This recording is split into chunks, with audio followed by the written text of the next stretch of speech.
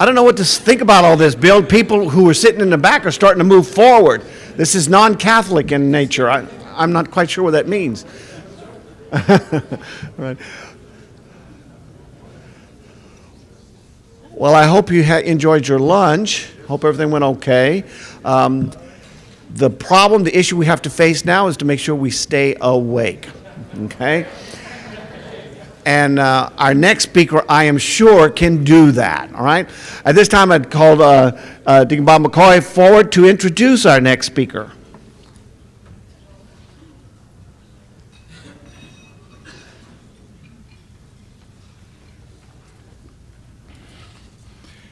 It's my privilege, really, to welcome a person we all know who has been a member of NADD in the past and soon will be. As I think about Bill and many years that he and I have been in the same place at the same time, he's really a man of many titles. Doctorate, PhD in theology, of course deacon, author of several books, currently professor of theology at St. Leo's University. Very important to him, he's a father and grandfather. He just baptized his 8th grandchild back in our Diocese of Davenport. Lucas. Bill, as we all know, is also a retired Navy commander. You know, I've had a lot of fun with that over the years since I represented the Army. But he's really a moving target as I think about Bill's life. He was a moving target in the Navy. Went many places, served on nuclear subs, and was in many ports. But he's been in many ports as a deacon. He's been in Washington, D.C. He came to the Diocese of Davenport. He went to the Diocese of Belleville, went back to Washington, and now he's, of course, in Florida, has been in Florida, but he soon will be moving, I believe, in June to 2 weeks. Your sea bag is packed. He'll be moving to the Diocese of Monterey, California, and a great place. He has many titles. It's very lengthy titles. I think he's doing most everything in the diocese except being bishop. But he's director of catechetical. He will be director of catechetical ministries, lay formation, deacon formation, and pastoral planning for the Diocese of Monterey. So enough said. It's my privilege to welcome Deacon Bill Ditewig.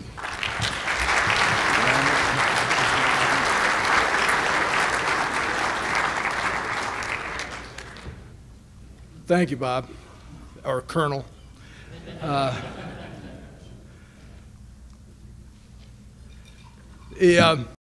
It was funny, I had this up here, and Mike Bursten came in and he said, "What's this going to be, your life story? You leaving the university and you're going to go back to the real world?" I said, "No, that's not what this is about."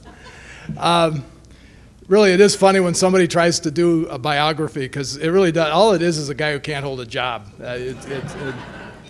I retired from the Navy in '93, and I thought, that's it. You know, I'm going to finish my PhD, and I'm going to just teach in college someplace until I retire.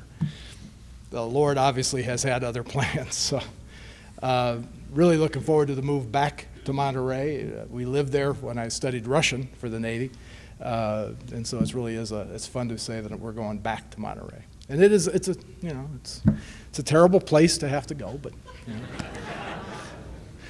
know. Putting Charity into Practice is the title I was given. A transition from classroom to real world. Right off the bat, I thought about asking them to change it, because to me, this title says an awful lot about the academic component of formation, the classroom, and kind of makes it sound like somebody who's graduating from college and now going to get a real job. And yet at the same time, there is that reality that we have people who finish formation and are now facing the realities of ordained ministry, regardless of how active they were prior to formation. This is going to be a new experience for them. And especially that notion of putting charity into practice. As we go through the presentation, I think one of the things I'm hoping to convey is something we already know, and that is that the role of charity is a very balanced thing. By saying it, putting charity into practice, we're not just talking about social justice ministry alone. We're talking about a lot of things that we're putting into practice. So how can we help the candidates, our aspirants and candidates, prepare themselves for that kind of experience? And again, as with so many things, the best way to prepare for that moment is in selection. I mean, it's the people that we bring into the process to begin with that's going to really determine the ultimate effect that they're able to have after. No matter how good we are in the process, you've got to really, grace has to build on nature. And so I think that's just an important part here. So I guess what I'm saying with the title is, think of this in the broadest possible terms. It's not like we took some raw matter and somehow molded it into a deacon. There's a lot of things that work long before that. So since I have sort of two sections today, I've designed this in two parts. The first part would be a bit more theoretical, kind of a review, a reflection on some of the scriptural history, theology, and again, very quick, very quick look at this. But then also in this section, I want to hit some key passages from the National Directory, which kind of address the very issue at question here. How do we do this? And then I've got two examples, and these will probably be sort of in the second session that we have, depending on how things go. Of course, if we go ripping through this could all be done in the first session. And you know, one is an integrative seminar that back in the mid-90s, when I was the deacon director for the Archdiocese of Washington, I actually put it in design in our revised curriculum, but then left before that class got to that stage to actually do it. And Brother Ken Barrett called me a year or so ago, and he said, listen, idiot, you designed this course, and we've never quite been happy with it. So maybe we aren't doing it the way you envisioned it. And any of you that's ever designed a syllabus or a curriculum, you know, I mean, yeah, what you put on paper is one thing, but what happens when you actually get with people is something else. But I want to kind of go through some of the things we did recently with a version of this integrative seminar and just share it with you. The other is a program, I'll get into more detail when I present it, called EPIC. And basically, it's eradicating poverty in communities. And I'll explain where that comes from in a minute. But just two ideas that work. I'm not suggesting that they're the only ideas. It's just something to get you thinking. So, some reflections from history and theology. The notion of diaconia. All of you, I'm sure, are aware of the work of Dr. John Collins of Australia and his really landmark work taking apart the biblical language of diaconia and what it means and what it doesn't mean. His argument is, briefly, that our original understanding of what diaconia meant was driven largely by the Protestant biblical scholars of the 19th century, which sort of reduced diaconia to menial or to social service only. And his study of the biblical language says that's not what diaconia says in Scripture. It's a much broader reality. And basically, John's on solid ground here. For example, if you remember, at the Second Vatican Council, the bishops refer to the ministry of the bishop, the threefold munus, of teaching, ruling, and sanctifying. They refer to that triple munus as diaconia. So this notion of service, of servanthood in Scripture, I found this very interesting, that there are at least 47 scriptural instances or references tying the care of those most in need to responding to the covenant with God. Now think about that. We're going to hear Jesus talk about that, but even in the Old Testament we see this. How does one judge or assess how faithful they are being to the covenant with God? The way you address that, the way you assess that, the way you judge that is by how well you're taking care of those most in need, usually using the term widows and orphans. The response to the covenant uses a Hebrew word, chesed. You have to get that little in there. Chesed. And there is no English translation for it. The best we can do with it is some kind of a dedicated, committed love. That is what God promises us in the covenant, and it's what we promise God in return. But the way we express chesed is through our care of those most in need. I'm going to come back to that in a second. This past Lent, as we were all preparing, I really thought about something I really hadn't spent a lot of time with before this, and it's kind of surprising, I guess, given the fact we're all deacons. You'd think we would have, or at least I hadn't. And that was expanding the notion of the deacon as the icon of Christ, or Christ the servant. Because what do we have during Lent? All those wonderful readings and references to the suffering servant. And I was just blown away by that. Because when you start to pull into that whole wealth of reflection about the suffering servant in Isaiah, those suffering servant hymns, it's just profound. And I would encourage, that would make a wonderful way to spend on retreat, would be simply to read the 4 suffering servant songs from Isaiah and use those as a starting point for reflection.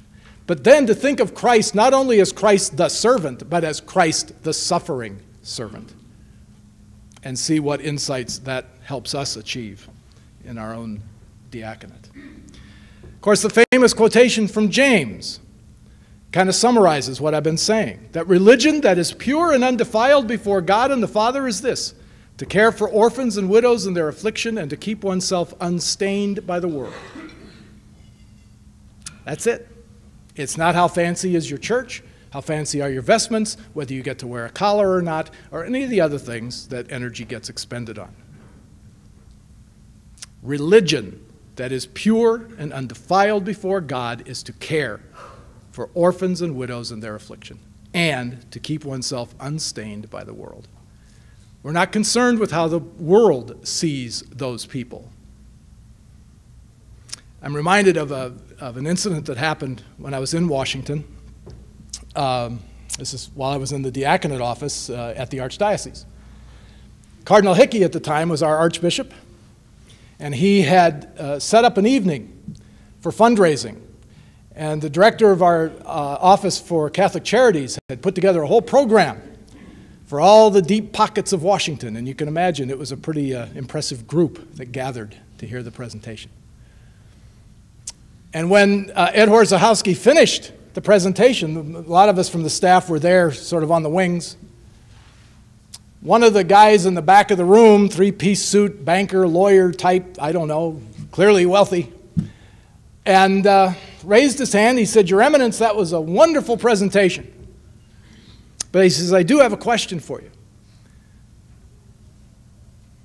Of all the programs that Mr. Horzachowski just outlined, how many of the people served will be Catholic?" And Hickey stepped forward and said, "We're not doing it because they're Catholic, but because we are." End of story. Checkbooks came out all around the room.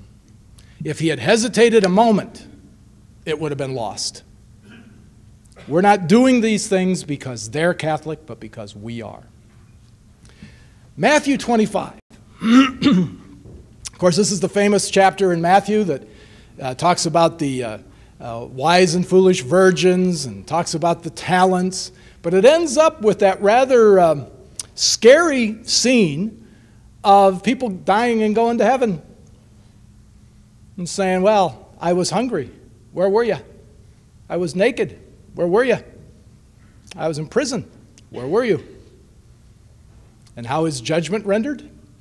By how well you cared for those who were naked and hungry and homeless and in prison and ill.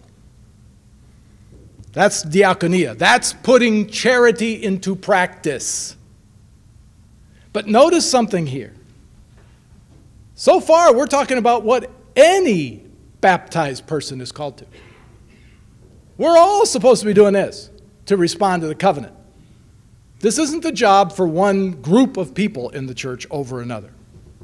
Some of you have seen me go through this before, and I'm not going to spend a lot of time with it. But since we just had Holy Week, I thought this is a good time to do this. We all just went through the mandatum on Holy Thursday, washing feet. And the more I study that passage, to me, one of the most significant pieces to focus on is one word.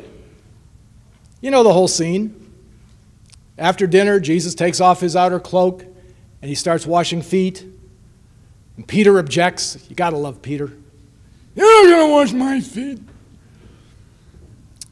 Well, I don't do this. You ain't going to heaven, buddy. All right, then wash my feet. Okay. So he finishes that. He gets back. And because, as always, they don't get it. They don't have a clue. So he says, do you know what I just did to you? And, of course, they're all going, and he says, I gave you a hypodeigma to follow. I gave you a model. I gave you an example to follow. That's the Greek word there is hypodeigma. If you ever studied Latin in the old days, we used to study paradigms. Well, this is a hypodyne, same kind of word. But Scripture scholars tell us that's the only time in the New Testament that word is used. The only time. And yet things like model or example, those are common words. But this word's only used once. And when you compare it to where it's used in the Old Testament and in other Greek literature of the time, hypodeigma means one thing. It's a model of how to die. When we're present when someone passes to the Lord and we say, what a blessed death that was. What a holy moment that was. I hope I go like that. It's a model of how to die. And what Jesus is telling them is not just about the washing of the feet, that menial task that even slaves could not be ordered to do. I mean, that's enough. But he's saying you got to take it a step further. You are going to be the leaders of this community. You've got to take it a step further. You have to be willing to do what I am doing, which is literally pouring out my life for you. Are you willing to do that, Peter? Are you willing to do that, Thomas? Are you willing to do that, to pour your life out as I am doing? Now, I use this because he's saying if you're going to be a leader in the church, in this community of mine, that's what I am calling you to do. Not just to do charity, because everybody's supposed to be doing that. You are supposed to be the servant leaders. You're the ones who are supposed to inspire and instill this vision in others and to coordinate and to enable and empower and all those kind of buzzwords. You are the servant leaders. And this is what we as leaders need to challenge ourselves with.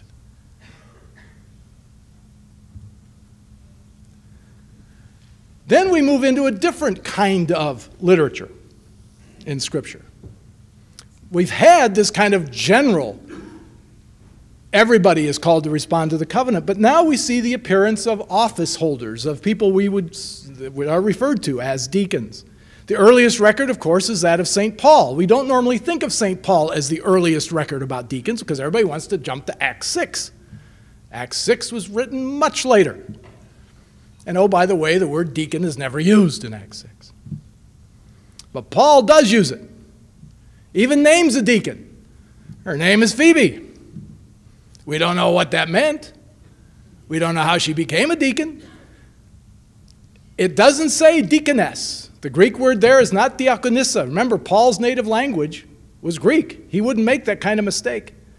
If he meant servant or deaconess, he would have used diaconissa. Instead, the word there is diakonos. He seems to be using it as a title. We don't know what that meant. We don't know what the duties were. We don't have a clue. All we know is our sister Phoebe, deacon of the church of St. Croix. We have the requirements that we all know from the first letter of Timothy. And we have Acts 6 and all the insights that that passage can give us. So here's a little summary of some of the scriptural things. The Diaconia is a response and responsibility of each and every member of God's covenant community. I don't know why the is in there. God's covenant community. We need to remember that. And we've all seen it, right? We've seen guys get ordained, and then about a week or two after ordination, they're on the phone to you saying, hey, that's my job. Why aren't they letting me do that? I'm the deacon. Calm down, brother. Calm down. Calm down. We're all called to do it. How can you help facilitate it? In the Jewish community, that famous setup for Acts 6, there were a board of 7 administrators at every synagogue. We have record of that. We don't know precisely how they were selected, but there was a board of 7 administrators, and their job was to administer the goods of the Jewish community for that synagogue. And they had a weekly distribution of goods to the poor. That's what Peter is picking up on in Acts 6. Because what's happening? The Greek-speaking Jews are saying our widows and orphans are being neglected. Those 7 guys aren't doing their job. You're using the Jewish model. So what's Peter say? Good Navy leadership. Pick 7 more. Pick another 7. Don't fire them. Donald Trump them. Hire 7 more and we'll appoint them to the task. We'll ordain them to the task. And over time we get this emergence of Christian office holders known as deacons. Now, we don't have time to go through all the patristics. But when I teach about this, I spend a lot of time taking a look at what the various patristic authors have to say to us about the role of deacons, these office holders. The first thing to remember that in the early Middle Ages, and actually throughout the entire Middle Ages, the purpose of any and all ordination was one thing: to tie the ordinand closer to the altar. That was the reason people were ordained. Not just to do liturgical functions, but to be more closely associated with the altar. That evidence is clear. But remember, back in the patristic era, one presided over the Eucharist because one was the presider over the community. They went together in a much more organic way, I think, than we see it sometimes today. You presided over the Eucharist because you were already presiding over the community. The other thing to point out here is the great variance between places with regard to the role of deacons. How were they putting charity in the streets? In a variety of different ways. Some writers said that all bishops should hold their courts, their tribunals, on the 2nd day of each week, and that those tribunals should include all of the presbyters and deacons, so that the bishop's judgments would be fair and even-handed. So in that community, the deacons were part of that ruling council. In other areas, only the presbyters joined the bishop with that, and the deacons were not. So there's great variety over all of this. The association with the bishop is paramount in every description. Every description. Regardless of anything else the writer has to say, the deacon belongs to the bishop. End of story. No more to say. The other thing that's clear in this writing, and I don't have it on this list, is the association of the deacon with the ministry of Christ.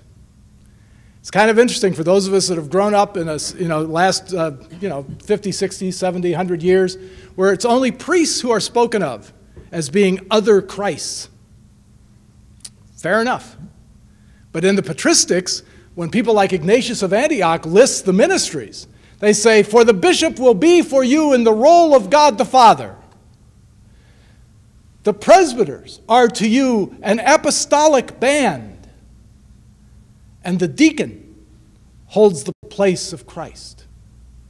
And writer after writer after writer, when they make those descriptions, the deacon represents the ministry of Christ. And again, these functions went across administration, judicial, liturgical functions, all over the map. Let me just give you a couple of examples. Bishop Cyprian, around 250 AD, the Dacian persecution. So he gets out of town. The big question is, what about all those people that rejected Christ when the persecution started? You a Christian? Don't know the man. They pull a St. Peter on you. Don't know the man, never met him. Well, then there's a lull in the persecution. And the lapsed person comes back and says, I want back in. And every bishop was coming up with a different answer.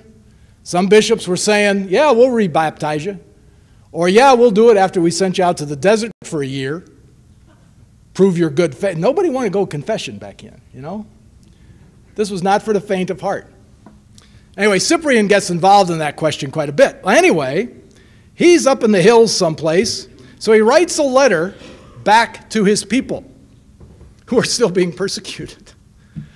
And he says this, if they should be seized with any misfortune and peril of sickness, they should, without waiting for my presence, before any presbyter who might be present, or if a presbyter should not be found and death begins to be imminent, before even a deacon, and the Latin there is etiam diaconos, before even a deacon, be able to make confession of their sin, that, with the imposition of hands upon them for repentance, they should come to the Lord with the peace which the martyrs have desired by their letters to us to be granted to them. Now, I'm not saying we all want to go hear confessions. What I'm pointing out is that there was great variety of practice. Now, it was clearly extraordinary for him that a deacon might be involved in this, but for that matter, it was extraordinary for a presbyter. People were saying, Bishop, you're gone. Without you here, we can't go to confession. And so he extends the faculty to the presbyters. And if a priest isn't around, even in front of a deacon. This didn't catch on, but there you are. Another example. Bishop Fabian of Rome. Gotta love the name. Keep thinking of the 60s and rock and roll. Fabian is the pope that is credited with dividing Rome into 7 deaconries.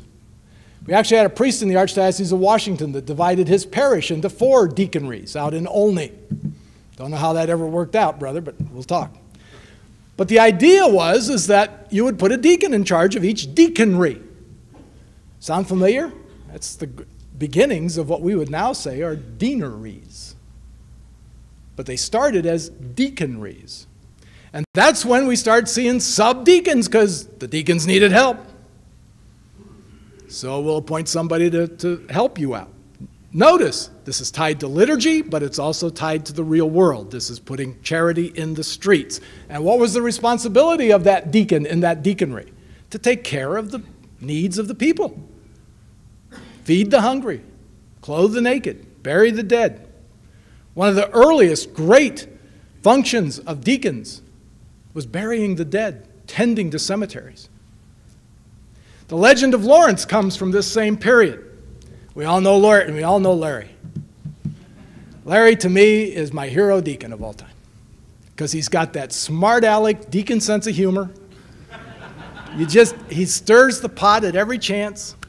It's just, he'd fit right in. Give him a suit and tie, bring him in. You know. But you know the story. I mean, he gets arrested along with several other deacons and subdeacons. He's the archdeacon of Rome. And the Pope gets arrested, Sixtus. So the magistrate looks to see who he's caught in his dragnet. He doesn't care about the Pope. He doesn't care about the other deacons or the subdeacons. He's got the archdeacon. So how's he thinking? This is the guy who knows where the money is. The association of the deacon with the temporalities, with the administration of a diocese, with its wealth. So he releases Larry and says, bring the wealth of the church to me tomorrow. You bet. And what does Larry do? Goes out and gathers up the poor of Rome, assembles them in front of the magistrate's court. Here you go. Here's the treasure of Rome.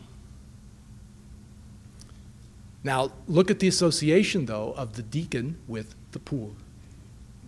That's the other part of this that I like. Larry is being catechetical here. He's saying, you want to talk about the real wealth of the church? Here it is. Here it is. Of course, for his trouble, he gets taken back into jail. They fry him on a gridiron. And of course, the famous line is, I'm done on this side, turn me over. I love this guy. Any of you who were in Rome in 2000 for the Jubilee year will remember that that day in the audience hall, up on the corner of the stage, were the relics of St. Lawrence. And all of the speakers who got up, including the Pope, all made reference to Larry. So anyway, he's kind of... Here's another interesting example. Augustine of Hippo. And we all know St. Augie. But there's an article or a booklet or something in this of Augustine and his deacons. Those of you who are involved in catechesis know that one of the earliest books on catechesis is De Catechizandis Rudibus, on the education or on the catechesis of the unlearned. Well, he wrote it because a deacon from Carthage wrote him a letter. And the bishop of Carthage told Deacon Deo Gratias, don't you love these names? By the way, there was a thing on the deacon list a couple of weeks ago about names and baptismal names and not Christian names. And we played with these for a while, because where'd these come from? All right, Deo Gratias. So he writes Bishop Augustine a letter, not his own bishop in Carthage, but Augustine. And he says, my bishop has asked me to catechize the unlearned. I'm responsible for the RCIA. What should I include? And we have the document that he wrote in response, saying, here's what you should do. But notice here the role of the deacon in catechesis for the Diocese of Carthage. He would later become the bishop of Carthage. He gets another letter from a guy named Quod Vult Deus, also a deacon from Carthage. What God wills is his name. Quod Vult Deus. What God wills. Love him. So he writes, I don't know who the bishop of Carthage was at the time, but he was doing a lot with his deacons. So he writes to Augie and he says, the bishops asked me to preach all the homilies during Holy Week. What do I say? Now we don't have Augustine's response, but we do have his homilies. You can get them through Paulus Press or Google or whatever. But we have the homilies, so we can get it. But again, notice the role of the deacon in putting charity in the streets, very heavily engaged, not just here in Carthage or in Hippo, but all kinds of places with education, with catechesis. I recently became aware of a whole new architectural thing going on, which I think also speaks about putting charity in the streets. A friend of mine mentioned, well, we're going to go see one of the diaconiae of Rome. And I said, what, a diaconia of Rome? What is that? He said, well, it's a particular kind of church. Now, you may know that in Rome there are stational churches, and some are headed up by cardinal deacons. But that's not what he was talking about. There are 22 churches in Rome. I don't know if they're all still accessible, that are referred to by the Italians as diaconiae. So he took us to one of them, Santa Maria in Cosmedin. It's near the Tiber. It was a market area at the time of Christ. And being a good sailor, you know when you come into port, what the ports look like right around where the ships are. So there was a lot of need, a lot of stuff going on there that the church wanted to have a presence to. Now, you may have seen this particular church before. See where those little arches are in the back there? Right in here? That's kind of a porch to the church. It's not part of the church proper. But in that porch is this. The Bocca della Verita, the mouth of truth. Now, those of you who might be a fan of old movies might remember Roman Holiday with Gregory Peck and Audrey Hepburn. And of course, the legend is, if you stick your hand in the mouth of that thing and you tell a lie, wah, you lose your hand. And of course, what he does is he's pulled his hand back and scares the heck out of Audrey. So, well, that's the same place. This is the porch to this church. But here's the interesting bit. This became the first of these diaconiae. It was a 2nd century temple to Hercules, but around 600 AD, the Pope directed the deacons of Rome to set up a welfare center on that spot. And it started out as an open air, kind of like an open air market kind of thing. And the deacons of Rome set up shop there. And so they could minister to the sailors and to the people that hanging, the people who are hungry and starving, whatever. They took care of people there. Here's what's interesting. Eventually, they build a roof over it because this is a permanent effort. And eventually, they're going to make a church out of it. Now, this photograph is taken in the area that was the actual diaconiae, okay, right here.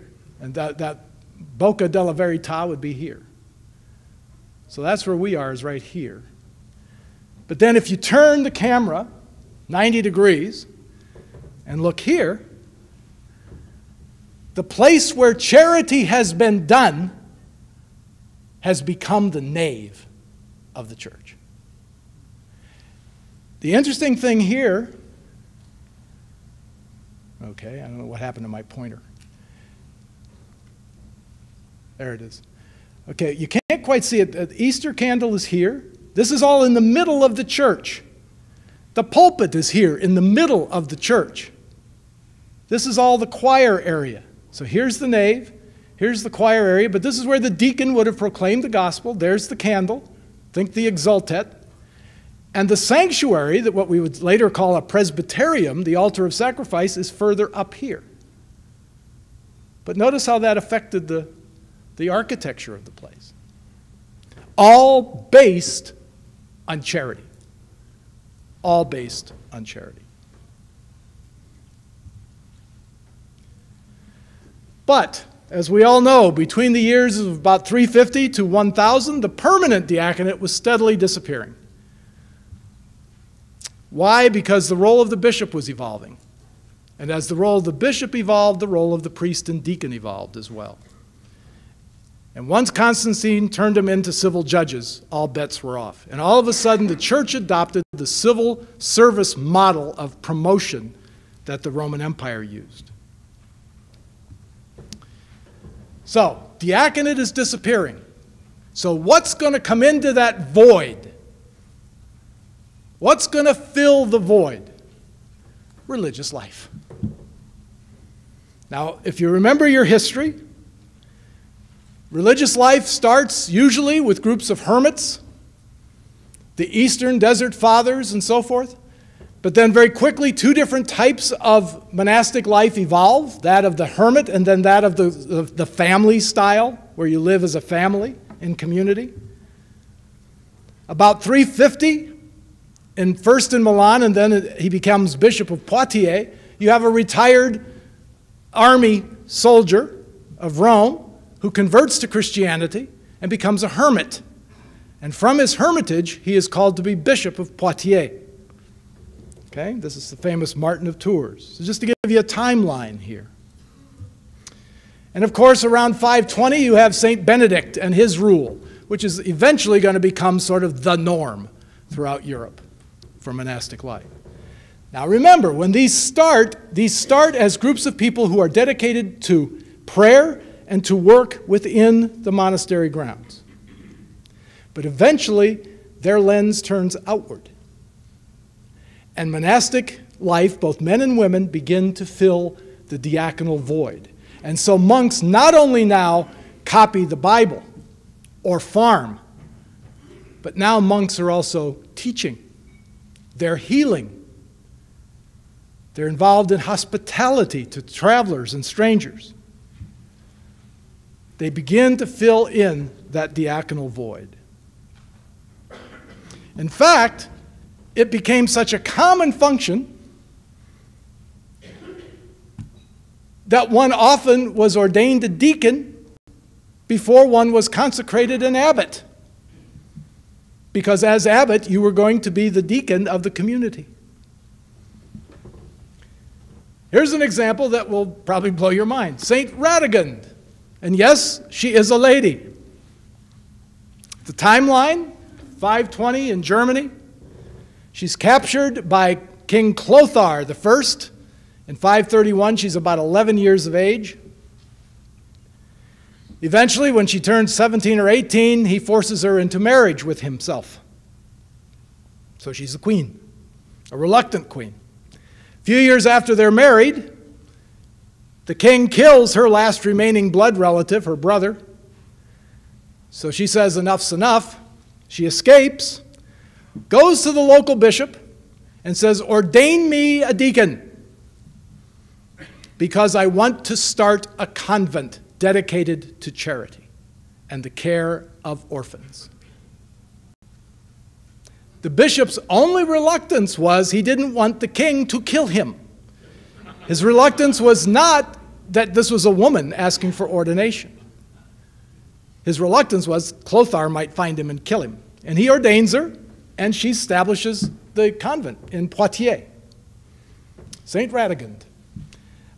This is not the only example of this.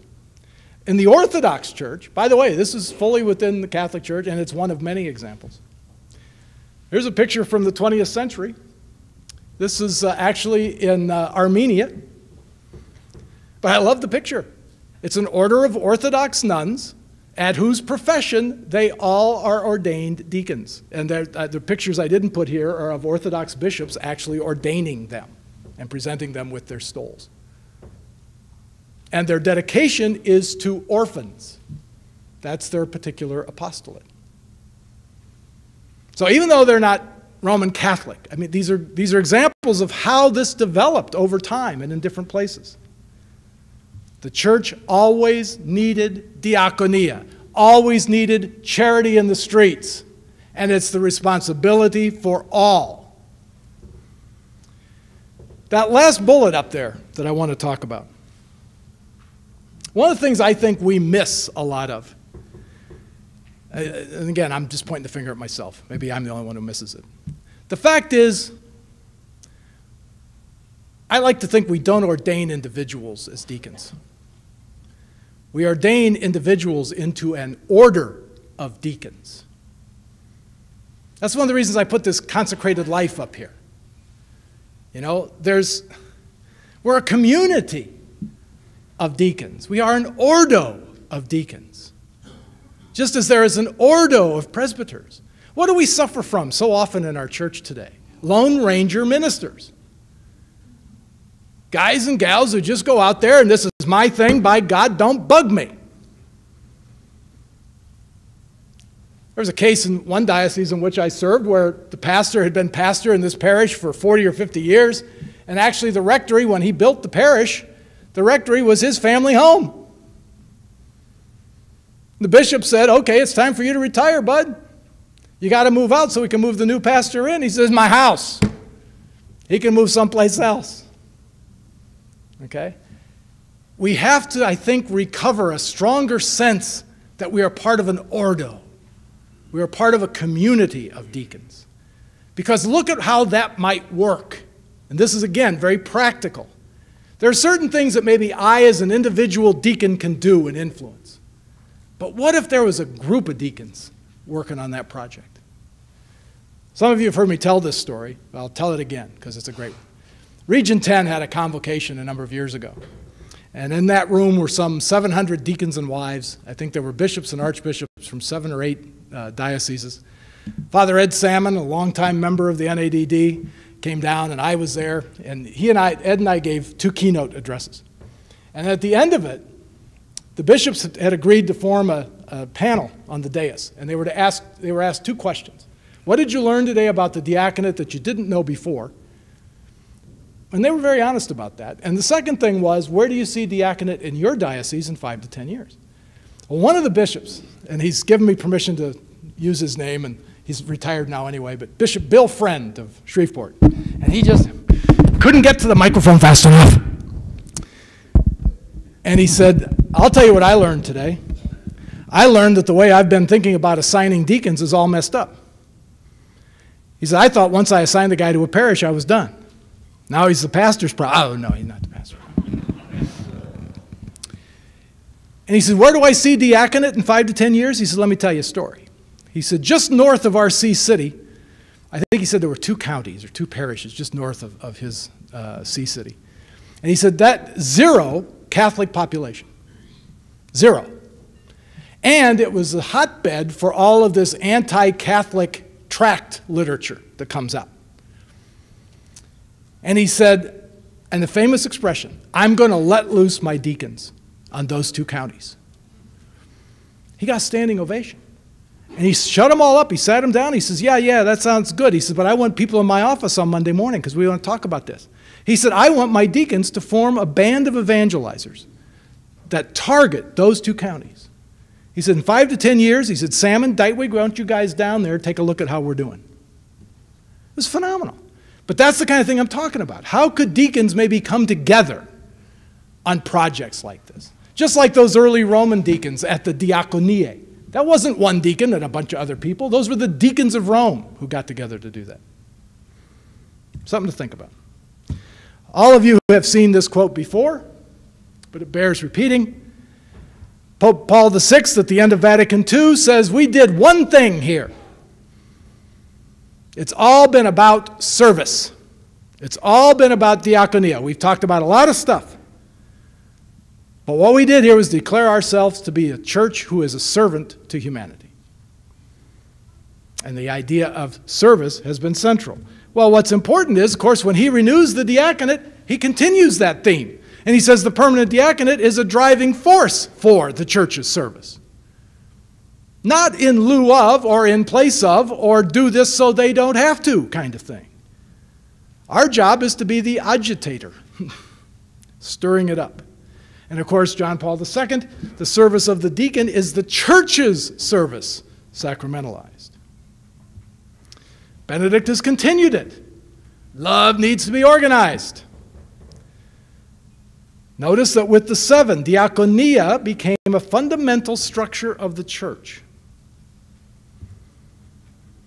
But notice the definition of diaconia. It's the threefold word, sacrament, and charity. That's diaconia. Not one over the other, one or the other, 2 of the 3, not bad, all 3. Without them, you don't have church. So I want to end with this first part, because when do we go on break? Soon. Okay, well, let's look at these quick quotes here. I want to talk about a couple of things. In chapter 1, paragraph 39, there's a famous paragraph that the bishops have repeated in each of the documents on the diaconate. 1971, 1984, the Green Book, the Red Book, and now the Directory. They talk about the intrinsic unity between the deacons' 3 ministries. It says that there is an intrinsic unity. In preaching the word, he's involved in every kind of missionary outreach. In sanctifying God's people, he infuses and elevates people with new meaning and with a Christian worldview. And so forth and so on. I'm not going to read the whole thing to you. When I was going through formation 24 years ago, we were told that certain activities were simply not diaconal enough. If a deacon candidate said, well, for my ministry over the summer, I'm going to develop a religious ed program for middle schoolers. Our deacon director at the time said that's not diaconal. Diaconal ministry is where you're feeding the hungry and clothing the... But what about teaching the ignorant? Okay, so this notion of expanding what we mean by diaconia is important. Formation, specifically. One of the first things the bishops said when we sat down about the diaconate, about the directory, one of the very first things that first committee of bishops said, we've got to communicate through the directory that there's one formation path. And it goes from selection to the tomb. It's not 3 paths of formation. It's 1. I venture to say for all of us who deal with formation of deacons, this is a particular challenge. To me, ongoing formation of deacons is much like the mystagogia. We kind of have a sense of what it should be like, but very few places get it right. Okay?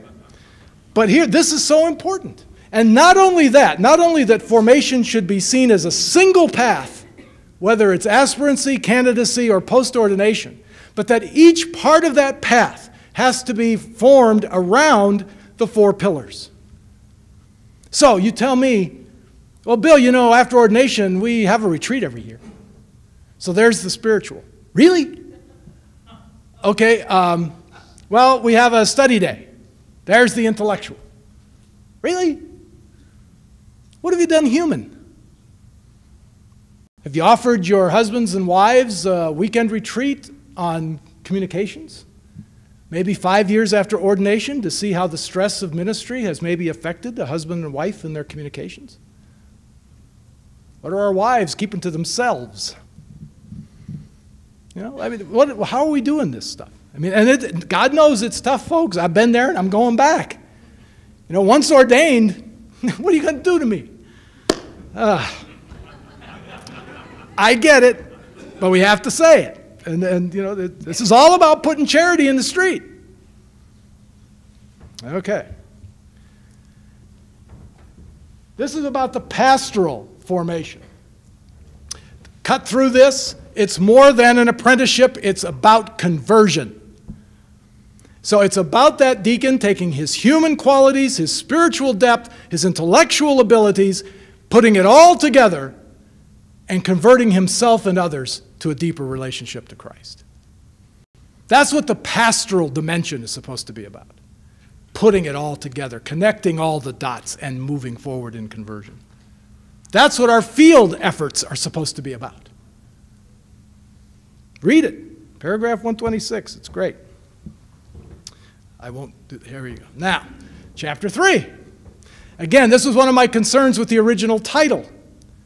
Because again, we wouldn't have selected these candidates, I hope, if they hadn't shown some experience already, some aptitude for service and leadership. Or we wouldn't have picked them, and if we did, shame on us. Okay, so what have they already done that we can then build on for the good of the church? Let them build on their talents and experiences. But by knowing what those are, we can then say, have you ever thought of accepting the challenge to move in this direction? I mean, I never thought of that. That there's a twofold responsibility in pastoral dimension. One is to the identity of the deacon as a diocesan minister. The other is to a parish. The formation program should address both. Should address both. Not just assign the guy to a parish and say, do whatever Father tells you. That's good for the parish maybe, but what's it doing for the diocese? Again, I would refer you to this paragraph. And lastly, the 3-year newly ordained program. One of the significant design factors in those competencies, those model standards at the end, you'll notice there's one for entrance into aspirancy, there's one for entrance into candidacy. Then there's the third set, which is indeterminate. It doesn't say at this point ordain them. At some point in there you'll probably ordain them.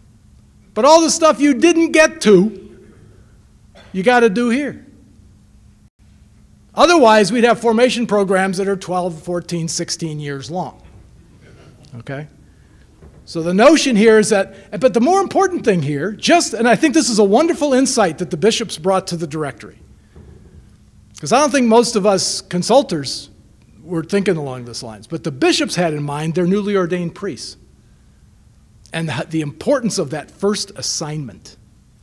And that first assignment be with a pastor who understands ongoing formation and the need for mentoring and can provide it. And that's really what you see paralleled here. Okay, just to kind of summarize a couple of things. So, what we're talking about with putting charity back on the street, getting out of the classroom and back into the real world, is not only can this guy do service, but does he have the gifts to lead in service? One of the key concepts in the diaconate, as we all know so well, is all about balance. I would add to it integration and collaboration. The balance between the threefold ministry, the balance between the human, the spiritual, and the intellectual components of formation, you if you want it. So a couple of practical ideas.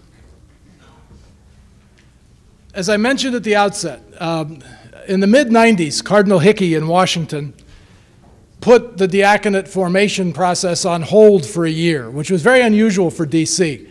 We started diaconate formation in basically 68, 69, and ordained our first class of deacons in 1971. And we ordained essentially a class of deacons, a new class of deacons every year until fairly recently. I think now, Ken, what is it, about every other year? Or, yeah. But in the mid-90s, Cardinal Hickey was dissatisfied. He felt that there was still some additional stuff he wanted covered. And so we went from a 3-year curriculum to a 4-year curriculum. Obviously, this is before the new directory and all that.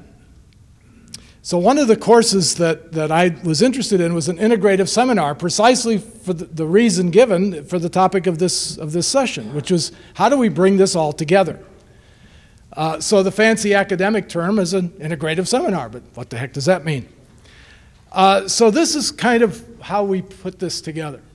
Now the second piece that I want to show you is kind of a focus on identifying needs. Obviously the role of the deacon, if you go all the way back to the patristics, one of the classic expressions is that we are the eyes and the ears and the heart and the soul of the bishop. Well, that means we got to be able to see things that maybe others are not. And how do you translate what we see into action? And so one example of that would be this program that's available through the USCCB, which I'll tell you about. Let me give you a classic case. And again, some of you are newer than others at this. One of the classic cases of deacon formation that I've encountered overseas, which really made an impression on me, was in Germany. And I asked a friend of mine who was ordained the same year I was, 1990, but he was ordained for the Diocese of Rothenburg-Stuttgart. And I was in his house one night and I said, tell me about your formation. Because they too at that time had a 3-year formation process. And he goes, well, now I won't try to impersonate the German accent, okay?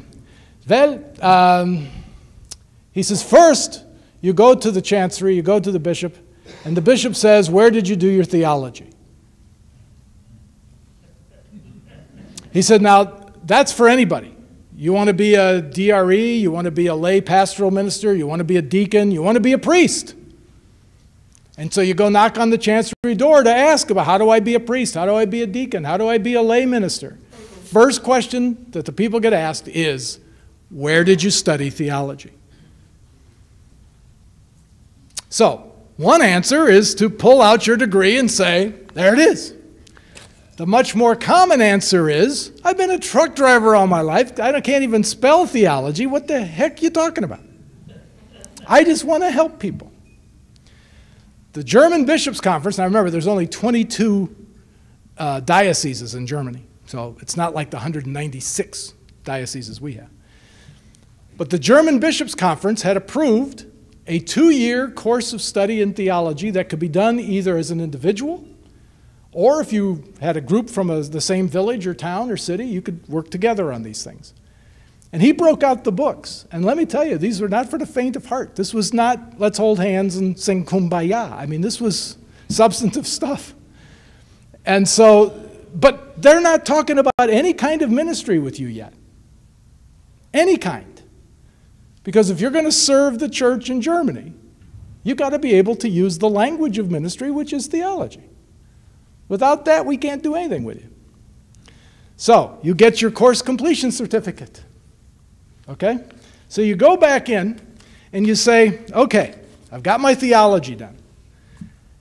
Now, what do we do next? Well, I'm thinking about diaconate. Okay, pass you off to the diaconate office, and they start the process of selection, application, selection, so forth. So they bring you on board. He says it was 3 years long. First year was called the diaconal year. The second year was the homiletic year. The third year is the sacramental year. Sacramental year is, this is how to wear vestments, this is how to bless the farm fields, this is how to bless the animals, this is how to do sacraments, this is all of the liturgical stuff. The second year, the homiletic year, the same standards for preaching that are used in German seminaries applied to deacon candidates. The only thing that was different during this year was the methodology, the delivery, because again, most of the deacons are working. They're not in a residential program someplace. But the standards are the same. In my time in Germany, for example, I have never heard anybody say, oh, you let deacons preach? You're clergy, you preach. It's that simple. And you're expected to be competent preachers. But then he got to the first year, the diaconal. I said, tell me about that diaconal year. He says, yeah, he says, we get sent back to our hometown and told to identify a need and then do whatever it takes to meet it.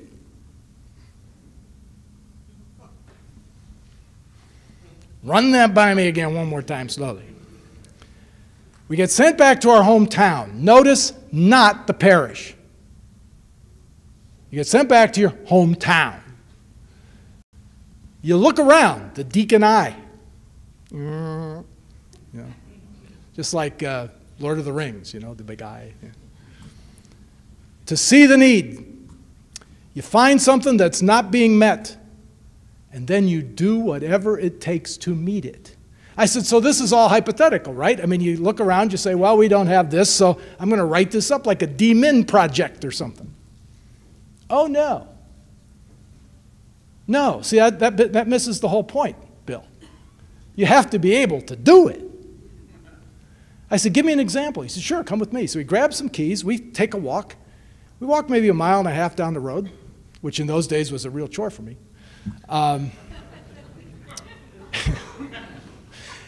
Anyway, we got to this front of this building, flat roof, clearly a school, built sometime, but anyway, flat roof school building. Sunday afternoon, so there's nobody there. Klaus stands proudly in front of it and says, this is my school. I said, what do you mean it's your school? He said, I built it. I said, you were an accountant in some government office until you became a deacon. How is this your school? What do you know about a school? He said, nothing. He said, I came back home, I looked around and said that there's nothing here for the children of single parents, especially single moms. There's no early childhood education and there's no child care. So I'll build that. I said, Klaus, again, what did you know about that? He said, nothing. But he knew everything there was about how to acquire property. And she knew everything there was about how to get the insurance to cover this. And he knew everything there was about how to put early childhood education in place. She knew everything there was about capital campaigns and how to raise the money. And she knew everything there was about how to get the state on board with certifying us. And I said, so this is none of it is hypothetical. You do this. He said, yeah. I said, well, what kind of procedures does the diocese have in place to, you running a capital campaign in the name of the church? He says, no, in my name. He says, this isn't associated with the parish. You got sent back to your hometown. But what does the bishop now know about this deacon candidate? He's got an eye, and he's got the skills and collaboration and collegiality and integration to spot the skills and talents that he needs to pull this project off. He's not stepping on Father's toes at all. He's not stepping on the laity's toes. He is coordinating and inspiring and leading in the completion of this project. That's putting charity on the street. Now, I think it was in Cherry Hill I told that story to your predecessors. Half of them wanted to kill me because a lot of the folks came up afterwards, boy, if I took that story home, But it shows it can be done.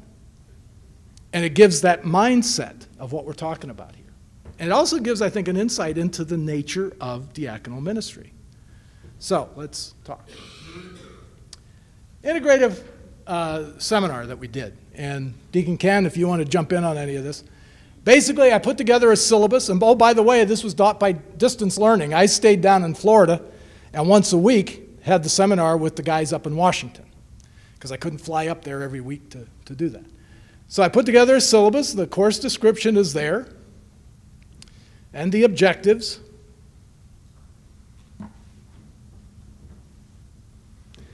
Basically, I used a case study approach.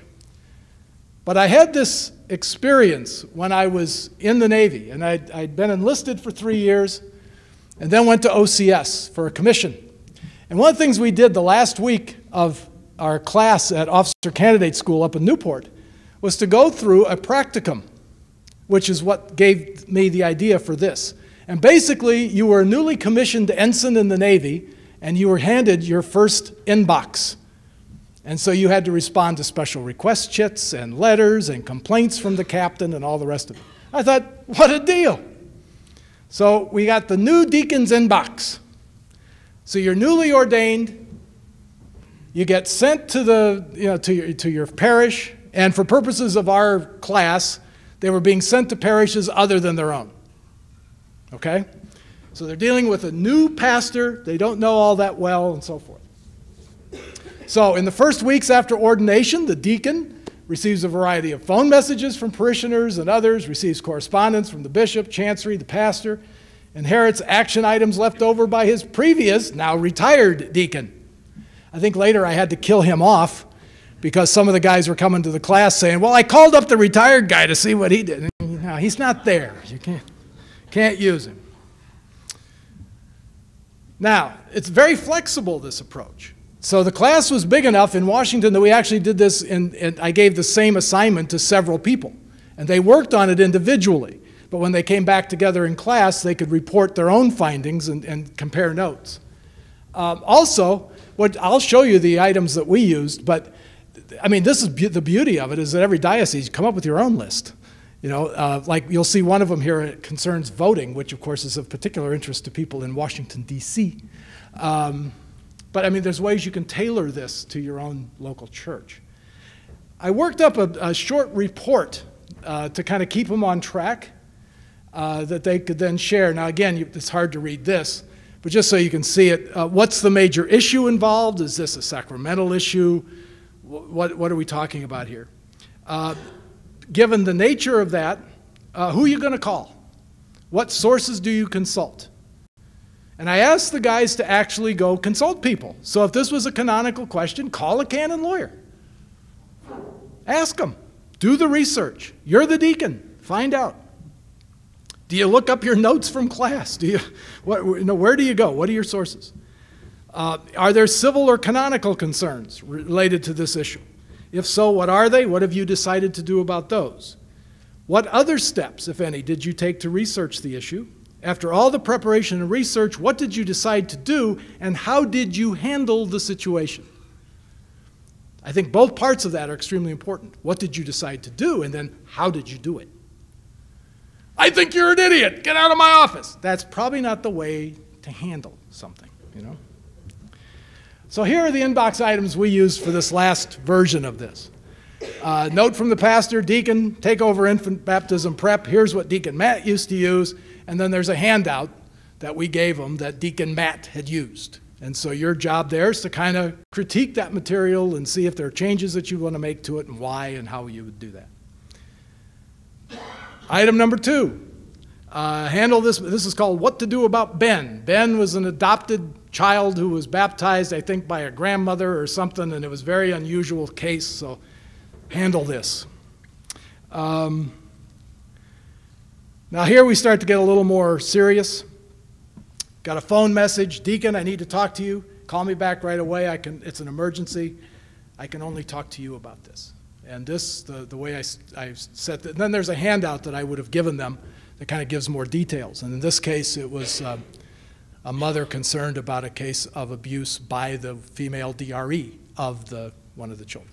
You know, so again, it's very practical. Do the candidates know how to engage that part of the archdiocesan system and support? You know, how well do they do that?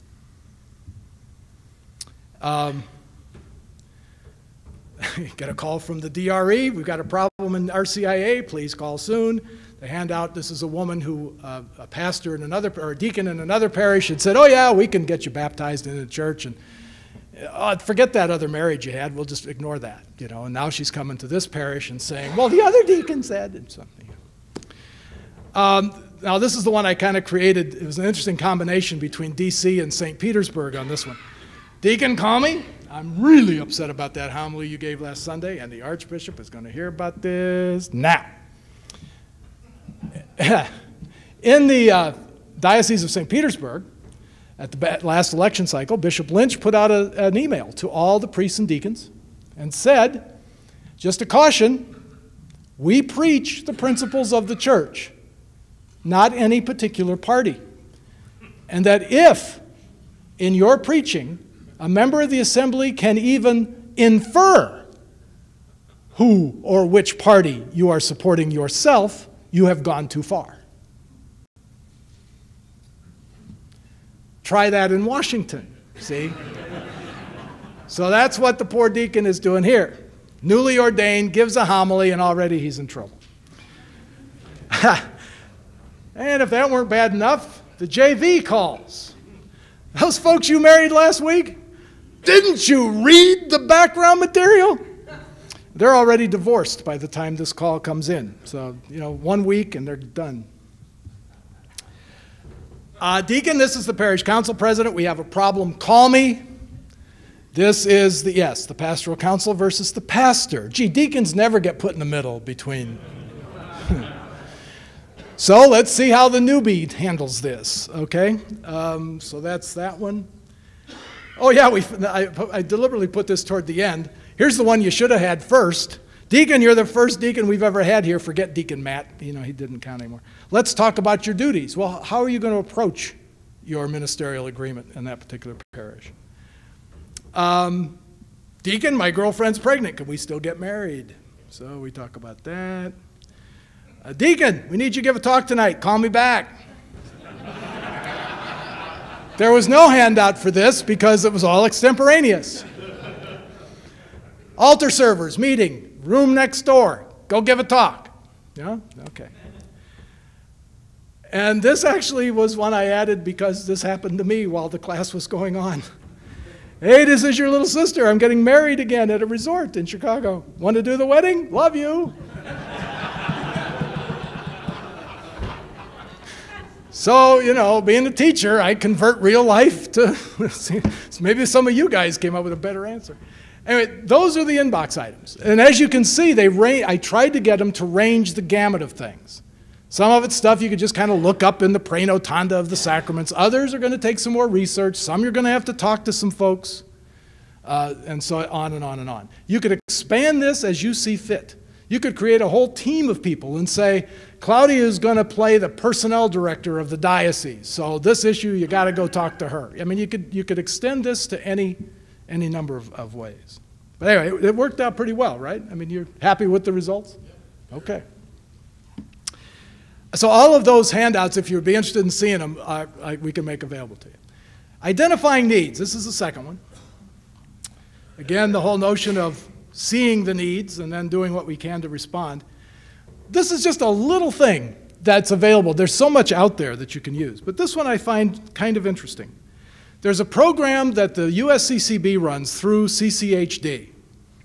And there's the website for it. And again, you'll have this on the slides. And this is designed for high school age kids. It's a whole program on ending poverty in community, a toolkit for young advocates. Forget the young advocates. This would work anywhere, for anyone. And it gives you 6 lessons. And the lesson plans are all there on the website.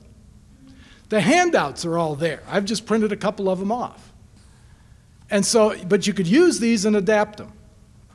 So, for example, you see at the bottom of the page here, it says, one of the handouts is needs paired to the 7 principles of social justice.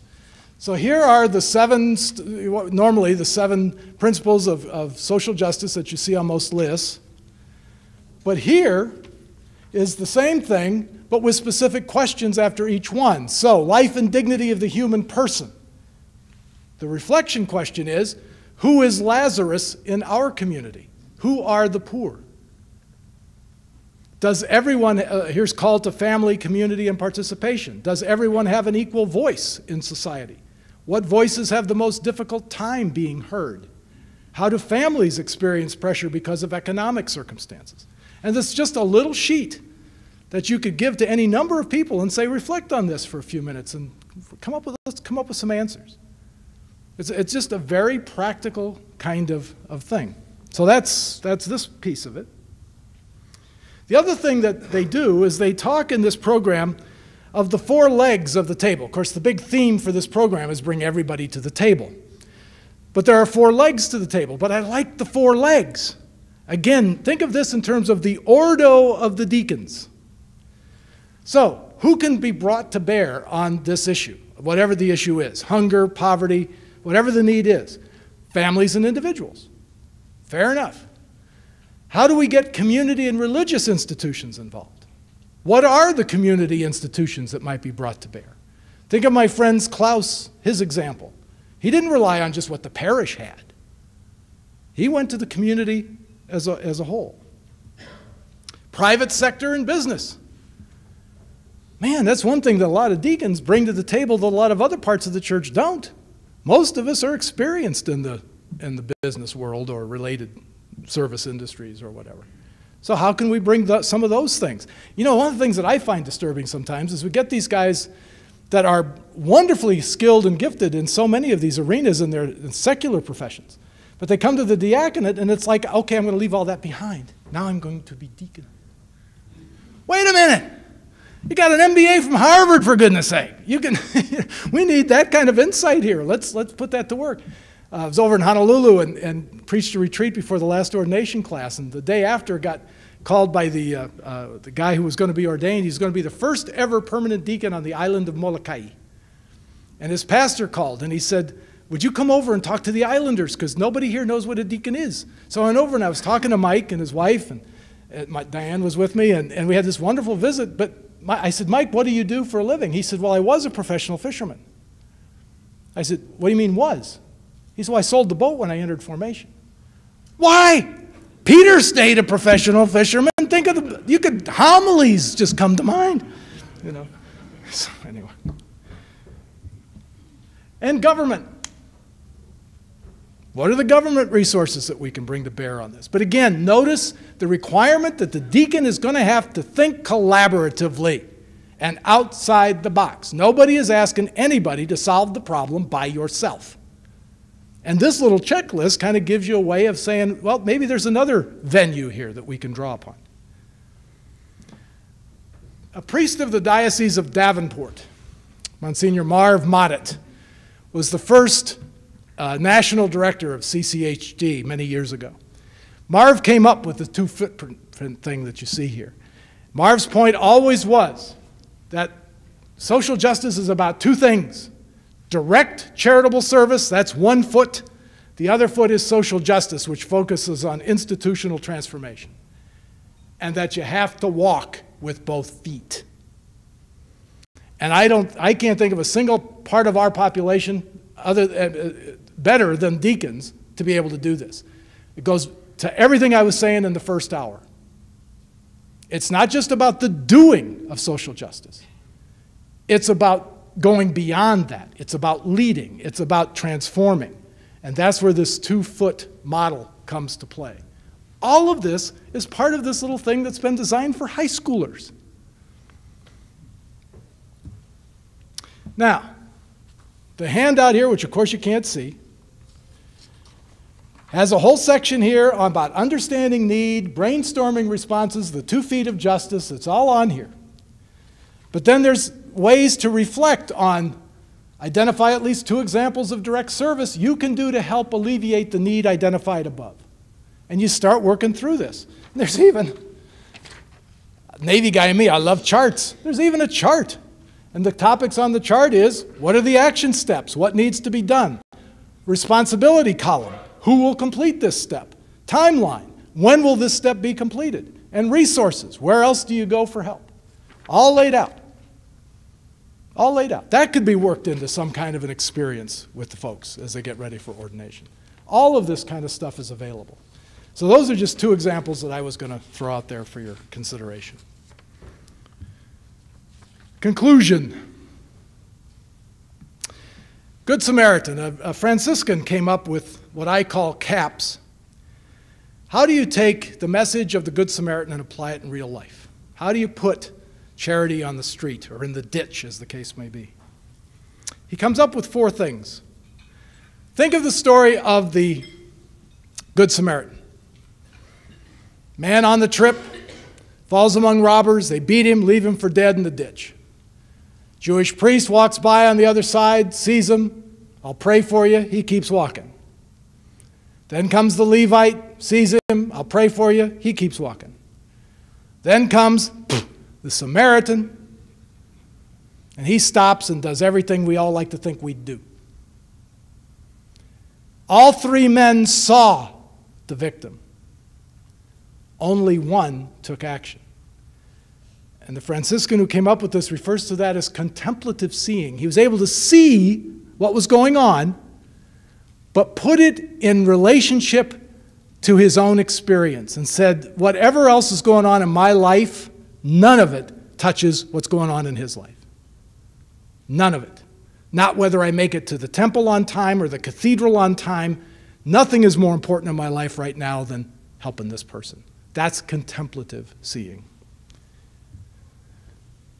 It also says, not only that he made this decision cognitively and then went and did it, that he was effective, it says he was moved with compassion. He was moved with compassion.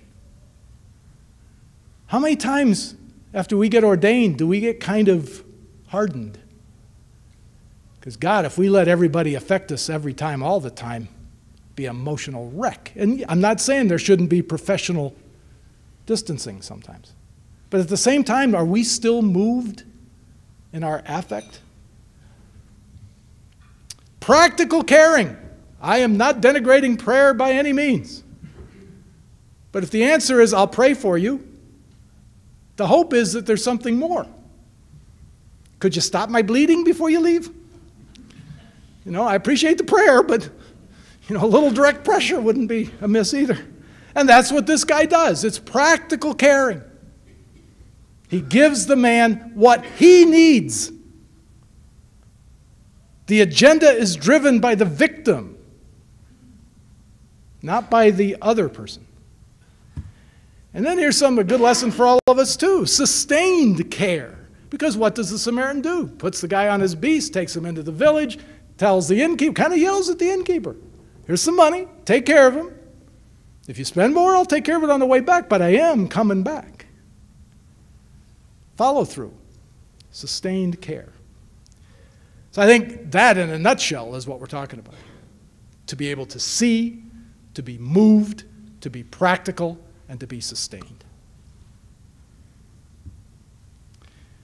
Famous Thomistic philosopher that I like very much. One of my favorite expressions. Piety is no substitute for discipline and hard work. And you know, just because we're in church work doesn't mean we just fall back on piety. And we have to remember to remind our guys sometimes that it's about discipline and hard work. That's all I got. So let's discuss. Questions? But thank you very much.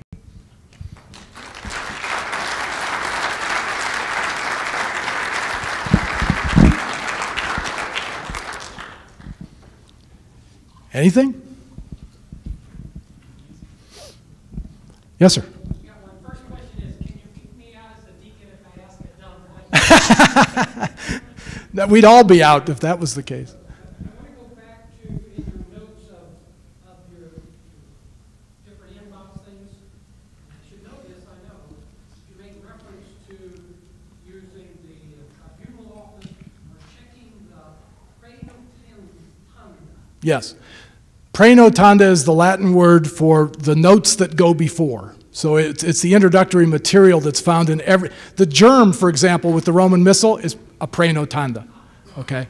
So it's all of that. So you pick up the rite of baptism and you can read all that you need to. That's what that is. That's not a dumb question. So can I ask that people use the microphone so their voice is recorded? Okay.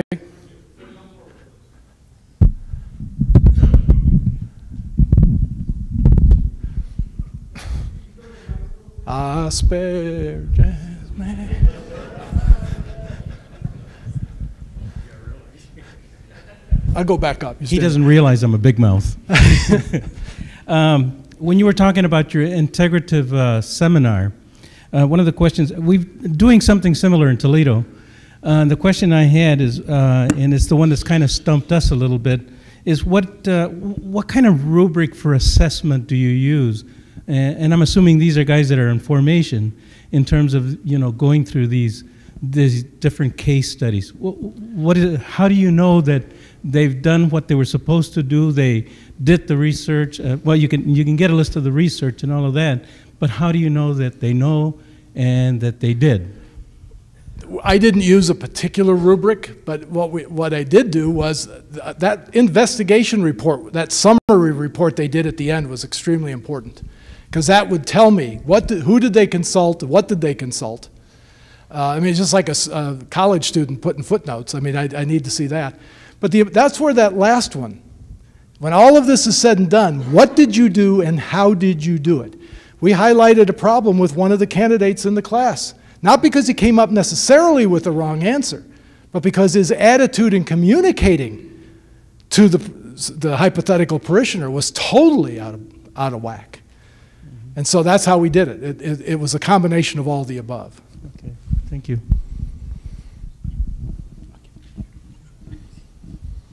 I'm not going to ask another question, so.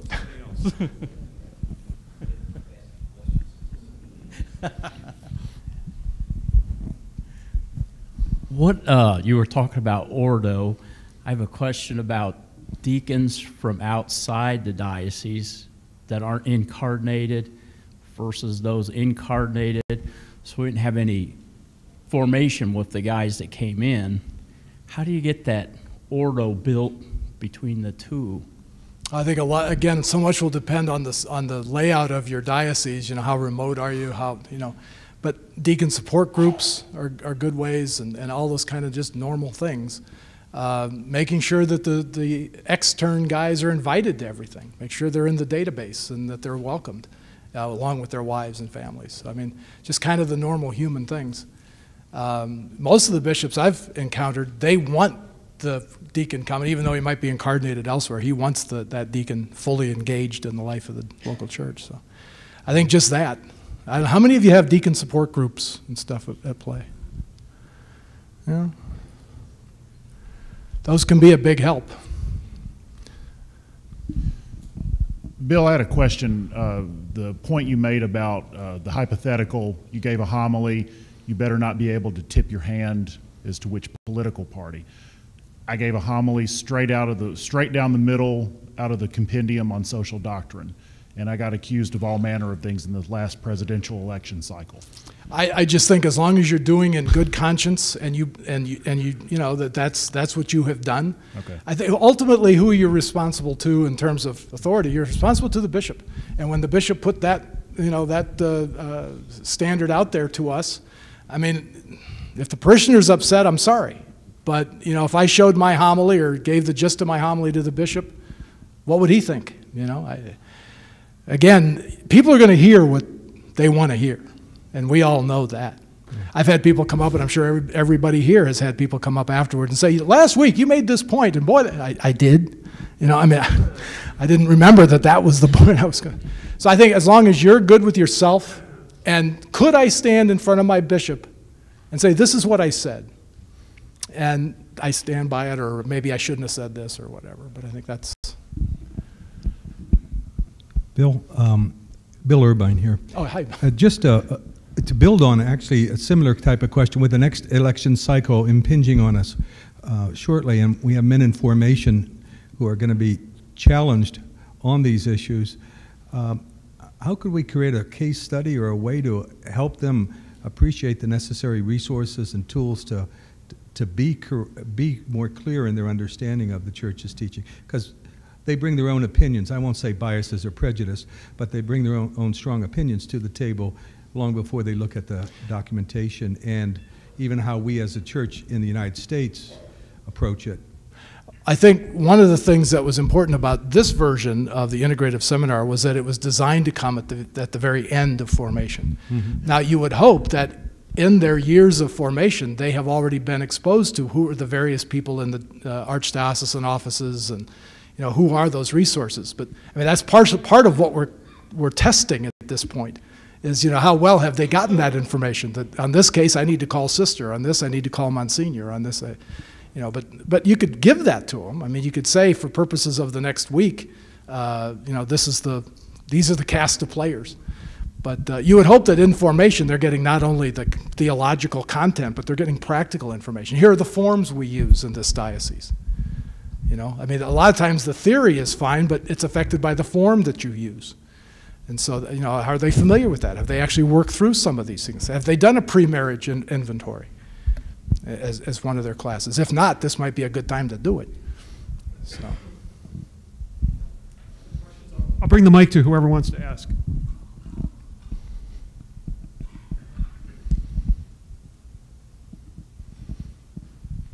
Thank you very much.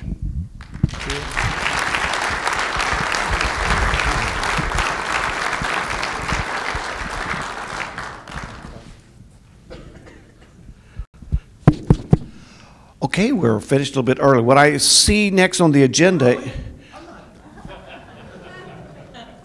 Sorry, Bill. We're a little bit early. What has happened? Next on the agenda is the regional meetings.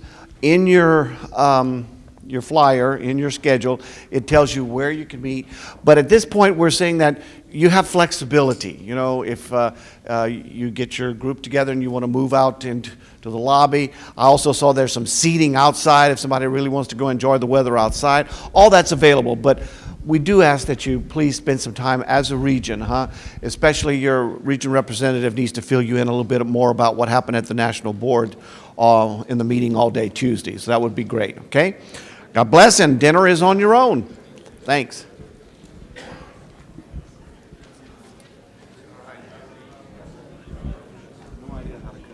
I don't either. I was glad you came up and grabbed it.